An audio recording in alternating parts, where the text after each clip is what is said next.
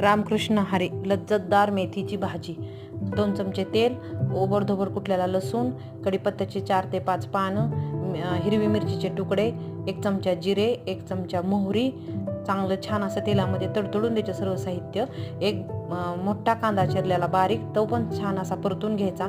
त्यानंतर हळद 1 चमचा, धने पावडर 1 चमचा, गरम मसाला 1 चमचा, हे सर्व साहित्य छान असं तेलामध्ये परतून घ्यायचं। त्यानंतर एक मोठा टोमॅटो बारीक चिरलेला टोमॅटो घालून घ्यायचा, तो पण छान परतून घ्यायचा। चवीनुसार मीठ घालायचं आणि ते पण छान परतून घेऊन सर्व साहित्य छान परतल्यानंतर एक जुडी मेथीची भाजी बारीक चिरून स्वच्छ धुतलेली घालून घ्यायची आणि चांगली वाफवून घ्यायची।